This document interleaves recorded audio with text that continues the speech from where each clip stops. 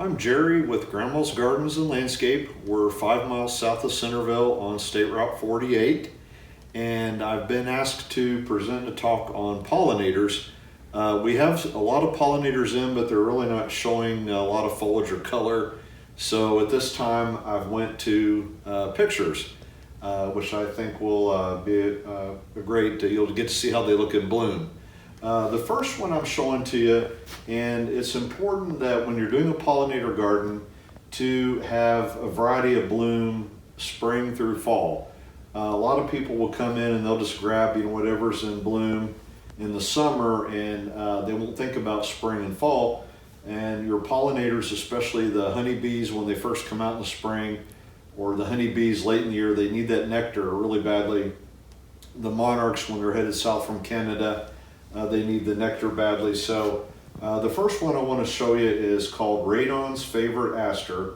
This aster gets huge, and it's just a big mound of color. It blooms September, October into November. The one I have at home will still try to bloom as late into November as it can. The other cool thing about it is it's an aromatic aster.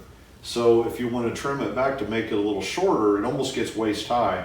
If you want to trim it back to make it shorter, you can do that in May. When you trim it back, it smells like a really nice soap. So they call it an aromatic aster. And it is a really good one for the monarchs, the late butterflies, the late honeybees and bumblebees. Really great plant. So if you're looking for an alternative to a mum, this is a great choice, and a super hardy perennial, whereas mums sometimes may or may not come back. The next one, a really good fall companion plant for the Raydon's Aster, is a Sedum Autumn Joy. And this one is a fairly common one in the area, but some folks that don't realize how important it is. The bees, honeybees, go crazy over this in the fall. The monarchs will definitely land on this when they're headed south. There's such a thing as a monarch way station that if you plant a lot of fall bloomers on your property, will attract them to stop by to get a drink of nectar on their way south to Mexico. This is the Autumn Joy Sedum. This is a good picture of it, how it looks in September. It starts in August. This is how it looks in October. So it goes through a color change, and then in the winter it's cinnamon. So you leave it up all winter and let that cinnamon flower head stay through the winter. It's really good, very drought hardy, as is the Aster, very drought hardy. These are both for full sun. Teucrium. I have this at my home. It is a huge bee attractor. I planted it near a front walkway. I didn't realize it would attract that many bees, but that's cool with me. I've never been stung in that situation. It's also evergreen. So if I just sold some to a lady this morning, she was looking for an alternative to boxwood. And I said, what do you think about the Germander? It has a boxwood-like leaf to it, real shiny, evergreen, glossy. Doesn't need any trimming. It stays below the knee. And as a bonus, it has this pink bloom in the summer, which is a great bee attractor. So if you're looking for an alternative to boxwood, these are great. It stays evergreen all winter, plus you'll get bees on it. Another evergreen perennial, the Umelo Bentnee. The foliage stays evergreen at the base all winter. Then you have this pink-purple spike in the summer months. Great. The bumblebees really like this, the honeybees. You'll get a few butterflies on it also. Blooms in the summer, June, July, August, plus it keeps a leaf all winter. And then next to it, a great companion plant, this blue Veronica. To the left of this in the picture makes a great companion to the Bentnee. And it blooms in the summer also, same bloom time. Great bee attractor, butterfly attractor, although it does not keep its leaves all winter like the Umelo Bentnee does. Butterfly bush. If you can only have one pollinator plant, it's definitely the butterfly bush. The butterfly bush attracts your hummingbirds, bees, and the butterflies of all kinds. We carry a really good variety called Miss Molly. There's Miss Molly, Miss Ruby, Miss Violet. They only get 4 foot high. They bloom from June through October into early November. They're great. They hold onto their leaves through Thanksgiving. So only 4 foot high. You don't need to do any trimming, and it's a huge attractor of pollinators. Now we've got one, if you say, well, 4 foot is too tall, this one only gets to knee high. It's called Pugster Blue. It's a brand new variety. It just came out last year, and we'll have them available here at the garden center at Grandma's. And so if you want something lower, again, a really good bloomer, June through October, big butterfly attractor, some bees, and the hummingbirds love to come to this. And they have a real sweet smell to them also.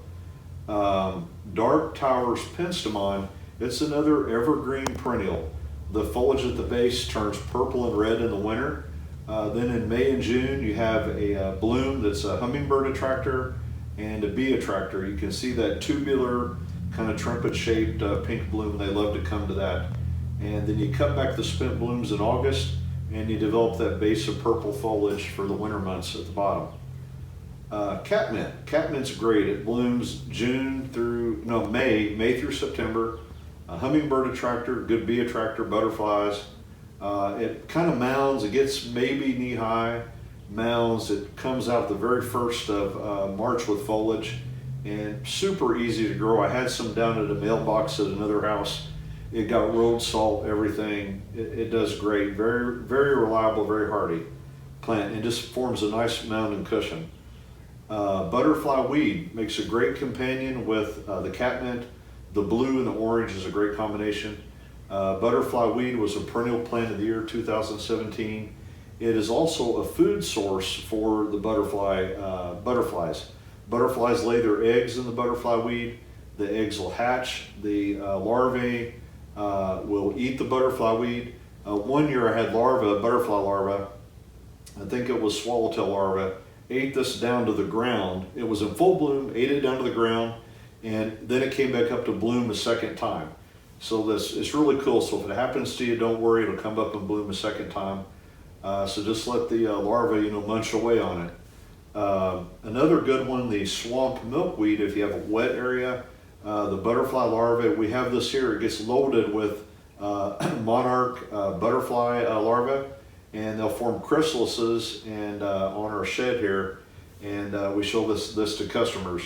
But it's a big food source for the monarch larva and swallowtail larva, and they'll munch on it, but it has a great bloom too. It's a big butterfly attractor and takes a wet area. Both the butterfly weed and the swamp milkweed bloom in the summer. Bronze fennel. Bronze fennel is great for the swallowtails. The larvae will munch on this. The bronze fennel smells like licorice. So if you cut it or you touch it, you'll get that licorice flavor. And it also has a bloom, has a yellow bloom in the summer months. It will form pretty much a thicket. It'll spread, and so if you have an area that's hard to grow things in, you can do the bronze fennel. You'll benefit the butterflies and benefit the butterfly larvae at the same time. They love to eat on this. Caradonna Salvia, another good companion plant with that orange butterfly weed. You can imagine the orange and the purple together. This blooms in the spring, then you cut it back, it blooms again late summer, fall. It's a great, mainly bee and some hummingbirds will come onto that also. Ruby Spice Summersweet. If you have lilacs and they're done blooming in May and you want that lilac fragrance, this rivals any lilac in bloom. It starts blooming in July. It's a July-August bloom. Ruby Spice gets to be maybe 5-6 foot high, yellow fall color, and super sweet smelling. As a bonus, you get a ton of butterfly and a ton of bee action, some hummingbird action on it.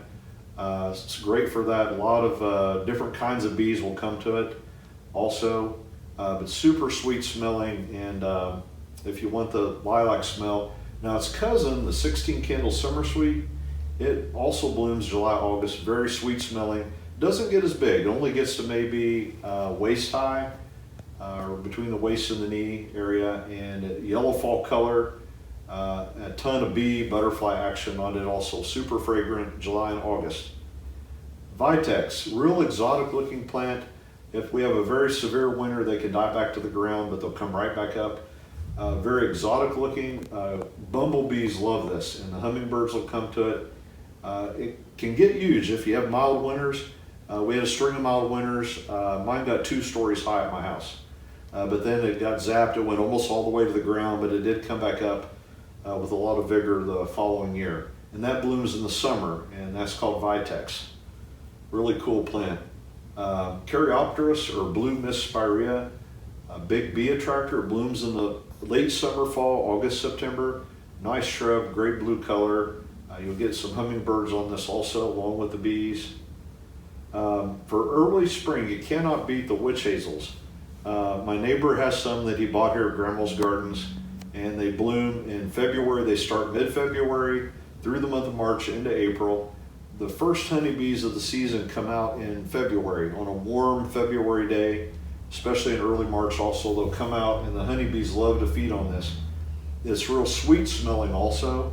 And let me show you a picture. There's a picture of it in the snow and bloom. And it gets to be fairly large, 10 to 12 foot high, but if you're wanting to get the honeybees an early source of nectar, you cannot beat that. And real sweet smelling also. Great fall color in the leaf. This is another evergreen perennial. It's called blue spruce sedum. This is it in bloom. The honeybees love this in the summer. That's the flower. It also has an evergreen leaf all winter. And it's really cool. It's short. The picture made it look a lot taller, but it only gets like maybe 7 to 8 inches high. This is another evergreen perennial. It's called Georgia Blue Veronica. It blooms in late March, April, May. A good early source of nectar for bees. And it's also evergreen, so it stays all winter. The foliage turns a plum color in the winter. This is called Mother of Thyme. It's an evergreen leaf, and the flowers bloom in the summer. Big bee attractor and a great evergreen, and it's also an herb. So if you want to use the thyme, it's very good for that. A tree that's great, one of my favorite trees, the honeybees, bumblebees love this. It's sweet smelling. Sargentina crabapple. And by the way, we have all these plants available at one time or another at the garden center. The Sargentinas I have right now at the garden center, they're in full bloom. It's followed by a red berry in the fall and the winter, and sweet smelling, and it's a small tree. So if you need a little tree off the patio or close to the house, this is a great choice. Mimosa, I have these, will be available, and they're going to be small, but I can get them. Real exotic looking tree, like the Vitex I told you was exotic looking, very tropical looking. Hummingbirds love this. It's a real sweet smelling bloom throughout the summer. There's one in Lebanon that I pass every day to and from work, and this starts, it's in June, and it was through August, 3 months, June, July, August.